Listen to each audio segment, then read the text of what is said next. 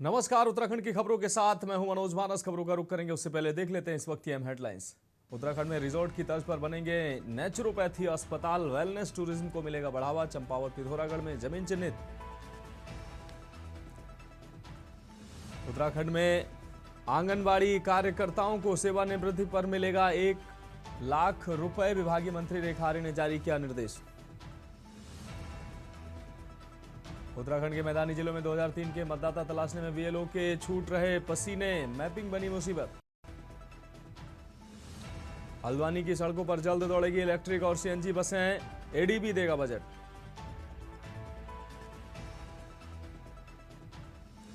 औली से गौरसो की चोटी तक बनाया जाएगा चेयर का रोपवे। डीपीआर पर हो रहा काम।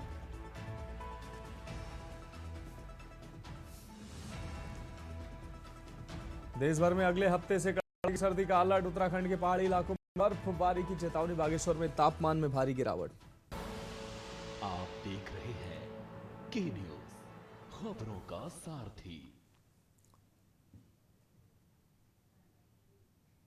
और अब खबरें विस्तार से। खबर विकासनगर से है, जहां उत्तराखंड विज्ञान एवं प्रौद्योगिकी परिषद और राष्ट्रीय उच्चतर गणित बोर्ड के संयुक्त तत्वाधान एक 5 दिवसीय अंतर्राष्ट्रीय कार्यशाला का आयोजन किया जा रहा है। उत्तराखंड सरकार के सहयोग से आयोजित इस महत्वपूर्ण कार्यशाला का उद्देश्य गणित की अहमियत को बढ़ाना है। सर, आप भी करेंगे?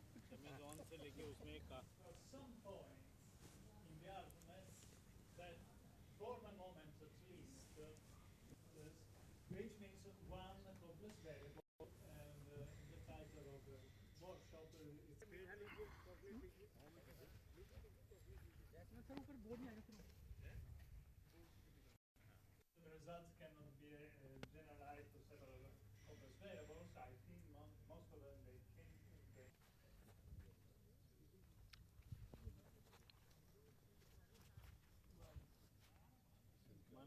think several complex variables.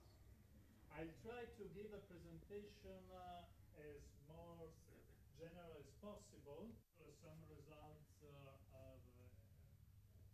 of this year they are on the outcome possibly. उद्देश्य गणित की अहमियत को बढ़ाना, अत्याधुनिक अनुसंधान पर गहन चर्चा करना और युवा शोधार्थियों को नई जानकारी से लैस करना है। यूकास्ट में हो रही इस कार्यशाला में यूएस, जापान, टर्की समेत अन्य देशों के विख्यात गणितज्ञ तथा भारत के 7 प्रमुख संस्थानों के 60 से अधिक शोधार्थी सक्रिय रूप से भाग ले रहे हैं। विशेषज्ञों के अनुसार कार्यशाला में शुद्ध गणित और गणितीय मॉडलिंग जैसे जटिल विषयों पर ज्ञान का आदान प्रदान हो रहा है।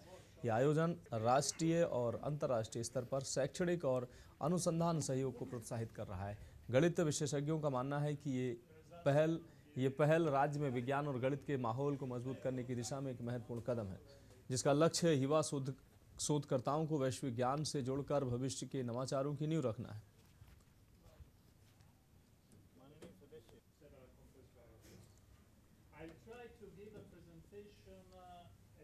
हाँ, मैं आईआईटी कानपुर से हूँ और ये वर्कशॉप मैथमेटिक्स में पर्टिकुलरली कॉम्प्लेक्स एनालिसिस के ऊपर बेस्ड है, जिसको National Board of Higher Mathematics ने फंडिंग की है। और इस वर्कशॉप में बेसिकली ऑल ओवर इंडिया से हमारे पार्टिसिपेंट्स हैं, पीएचडी स्टूडेंट्स हैं, पोस्ट डॉक हैं, प्रोफेसर्स हैं, अलग अलग लेवल के पर प्रोफेसर हैं जो कॉम्प्लेक्स एनालिसिस पे काम करते हैं। और इस वर्कशॉप में बाहर से भी लोग आए हुए हैं। जापान से प्रोफेसर केंगो हिराची हैं, इटली से प्रोफेसर मार्को अबादी हैं।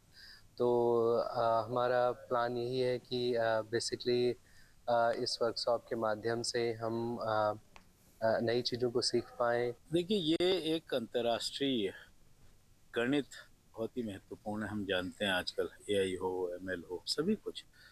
और भारतवर्ष में और उत्तराखंड में विशेष रूप से हिमालय में अंतर्राष्ट्रीय बड़ी कार्यशाला लगभग 1 सप्ताह की, और दुनिया के कई देशों के, चाहे जापान से हों, चाहे टर्की से हों, यूके से हों, इटली से हों, यूएस से हों, तमाम हमारे अंतर्राष्ट्रीय इसमें विशेषज्ञ हैं। और साथ साथ में 60 के आसपास हमारे इसमें डेलीगेट्स हैं, पार्टिसिपेंट्स हैं।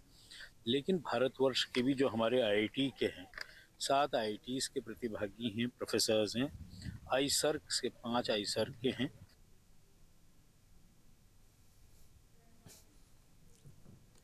अब बढ़ेंगे अगली खबर की ओर। खबर देहरादून से, जहां देहरादून नगर निगम ने गोविंद विहार पिथुवाला क्षेत्र में नाले के ऊपर किए गए अवैध अतिक्रमण के खिलाफ सख्त कार्रवाई की है। वार्ड 87 के पार्षद द्वारा दी गई सूचना के आधार पर नगर आयुक्त के स्पष्ट निर्देश पर नगर निगम की टीम तत्काल मौके पर पहुंची। टीम ने अवैध रूप से बनाए गए पुस्ते को ध्वस्त कर दिया है। आपको बता दें, इस कार्रवाई से लगभग 150 वर्ग मीटर सरकारी भूमि को अतिक्रमण मुक्त कराया गया। कार्रवाई के दौरान नगर निगम की टीम ने आसपास के निर्माणकर्ताओं को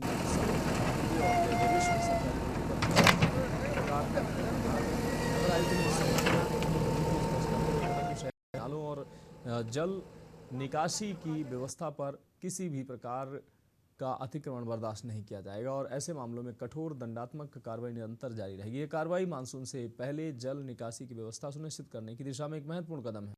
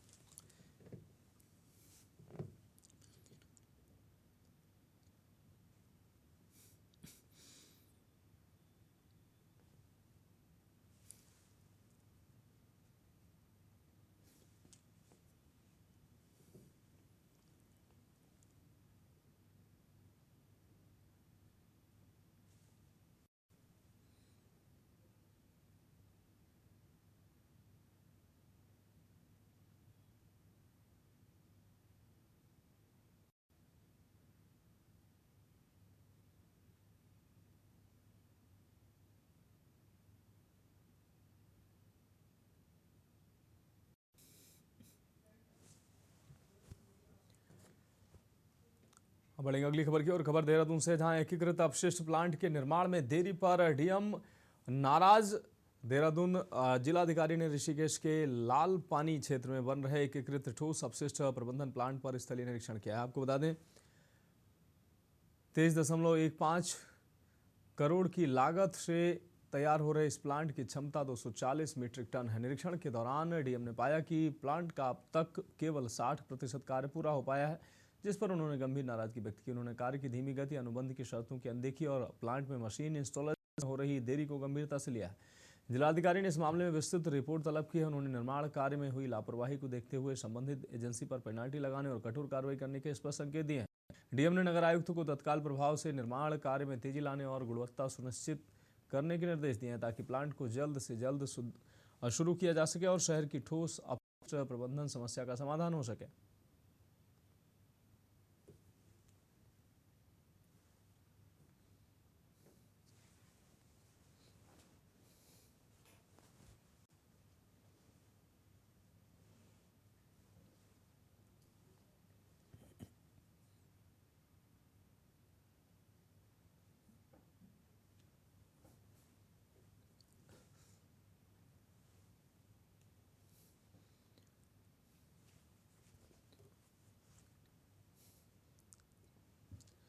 डीएम ने विस्तृत रिपोर्ट तलब की है। पेनाल्टी और कार्रवाई के संकेत स्पष्ट डीएम ने दिए हैं।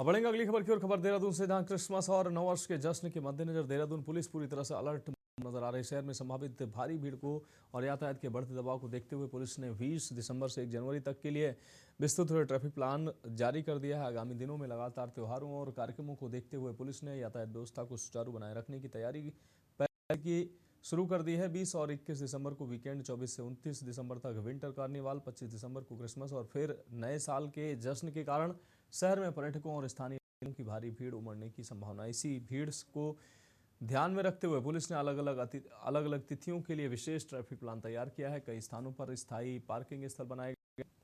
इसके अलावा देहरादून में प्रवेश करने वाले वाहनों के रूट भी जरूरत के अनुसार डाइवर्ट किए जाएंगे, ताकि शहर के मुख्य हिस्सों में जाम की स्थिति न बने। पुलिस ने सभी नागरिकों से सहयोग की अपील की है।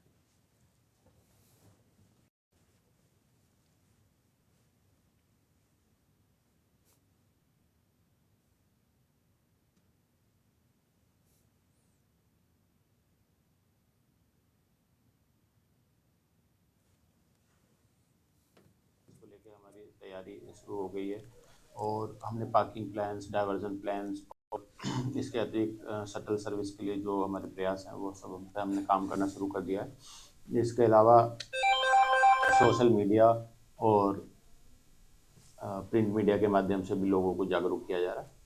तो सभी स्तर पे हमारे प्रयास जारी हैं और हम सभी के संयुक्त प्रयासों से ये सीजन को ठीक से निकालें।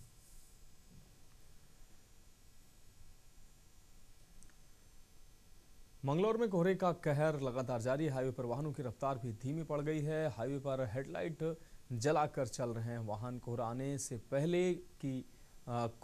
पहले ही मुश्किलें बढ़ गई हैं।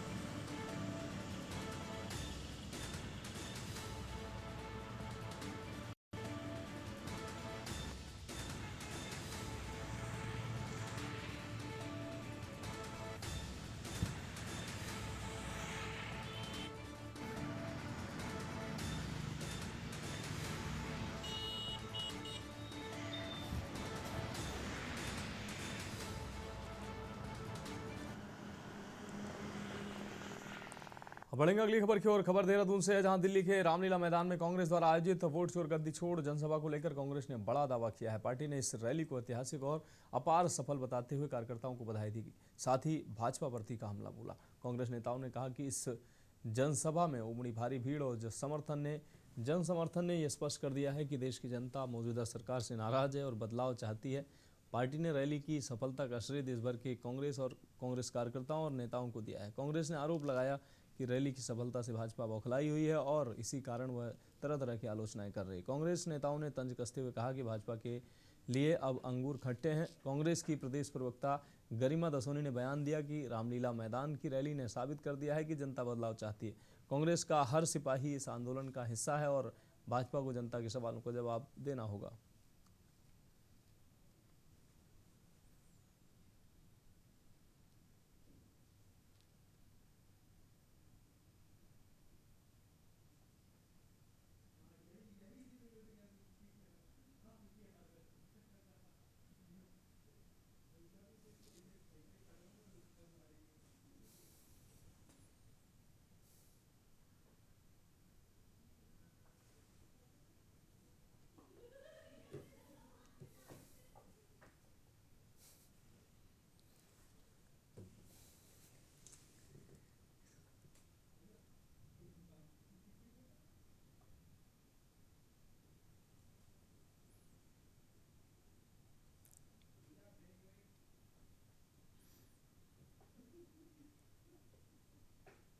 की अपार सफलता के लिए कांग्रेस के एक एक कार्यकर्ता को, एक एक नेता को बधाई देना चाहती हूँ। खासतौर पर अपने शीर्ष नेतृत्व को, अपने हाईकमान को साधुवाद देना चाहती हूँ कि इस तरह का आयोजन रखा गया जहां केवल कांग्रेस कार्यकर्ता नहीं, आम जनता भी अपना आक्रोश दिखा पाई, प्रतिकार और विरोध कर पाई। जिस तरह से संवैधानिक संस्थाओं का, केंद्रीय एजेंसियों का, लोकतांत्रिक मूल्यों का हनन किया जा रहा है, उस चोट पहुंचाने की कोशिश हो रही है। और चुनावी प्रक्रिया में जो झोल नजर आ रहे हैं, जिनको सबूतों और तथ्यों के साथ मेरे नेता राहुल गांधी जी ने पूरे देश के सामने रखा, उसके बाद जिस तरह का जनसमूह और जन सैलाब उमड़ कर आया है, उसको देखकर भाजपा की चूल्हें जरूर हिली होंगी। जितने लोग रामलीला मैदान के अंदर थे, उसके 3 गुना लोग सड़कों पर बाहर थे। 5 किलोमीटर इस तरफ और उस तरफ पुलिस प्रशासन के पसीने छूट गए।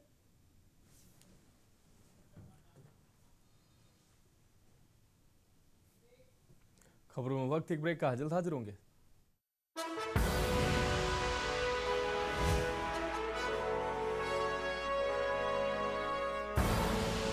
आप देख रहे हैं के न्यूज, खबरों का सारथी। ब्रेक के बाद उत्तराखंड की खबरों में एक बार फिर से आपका स्वागत है। खबर देहरादून से, जहां ऋषिकेश तहसील परिसर में जिलाधिकारी सबिन बंसल की अध्यक्षता में एक विशाल जनसुनवाई कार्यक्रम आयोजित किया गया। इस दौरान 326 से अधिक फरियादियों ने अपनी समस्याएं रखी। करीब 5.5 घंटे तक चली मैराथन जनसुनवाई में जिलाधिकारी ने शिकायतों को गंभीरता से सुना। इसमें पेयजल, सड़क, भूमि विवाद, पेंशन, बिजली, बैंक, समाज कल्याण और नगर निगम से संबंधित मामले प्रमुख रहे। जनसुनवाई के दौरान अधिकांश शिकायतों का मौके पर ही समाधान किया गया। वहीं शेष बचे मामलों पर डीएम ने संबंधित अधिकारियों को समयबद्ध निस्तारण के सख्त निर्देश दिए। डीएम ने अवैध मीट दुकानों पर कार्रवाई, समाज कल्याण अधिकारी की तैनाती, नशा मुक्ति जांच केंद्र की जांच, बैंक उत्पीड़न और बुजुर्गों को विधिक सहायता जैसे संवेदनशील मामलों पर तत्काल कार्रवाई के आदेश दिए हैं। जिलाधिकारी बंसल ने कहा कि प्रशासन त्वरित न्याय देने के लिए प्रतिबद्ध है और जन प्रशासन संवाद मजबूत होने से विकास कार्यों में तेजी आएगी।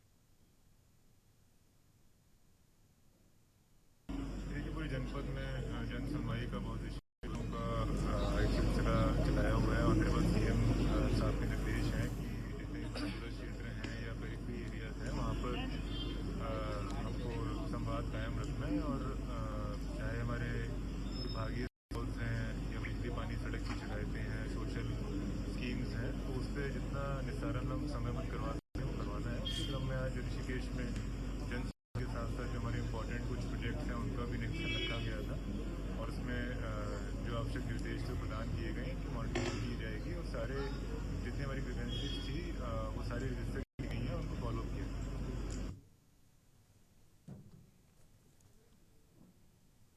बढ़ेंगे अगली खबर की ओर। खबर लक्सर से, जहां जिले में ग्रामीण क्षेत्रों में घने कोहरे ने एक बार फिर मैदानी क्षेत्रों में दस्तक दी है। मंगलवार रात से क्षेत्र में घने कोहरे की चादर छाई रही, जिसके कारण विजिबिलिटी बहुत कम नजर आई। सड़कों पर चलने वाले लोग भारी दिक्कतों के साए में नजर आए। दुर्घटनाओं से बचने के लिए वाहनों को लाइट जलाकर बेहद धीमी गति में चलना पड़ा। स्कूल जाने वाले बच्चे सबसे अधिक प्रभावित हुए, जिन्हें भारी ऊनी कपड़े पहनने के बावजूद ठिठुरने और ठिठुरन के बीच स्कूल पहुंचना पड़ा। कोहरा सुबह 9 से 10 बजे के बाद, जबकि गर्म धूप के दर्शन दोपहर 12 बजे के बाद ही हो पाए।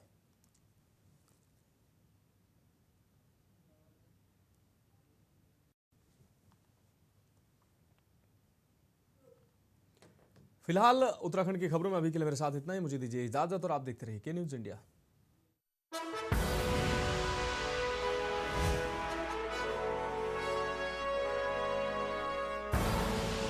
आप देख रहे हैं के न्यूज, खबरों का सारथी।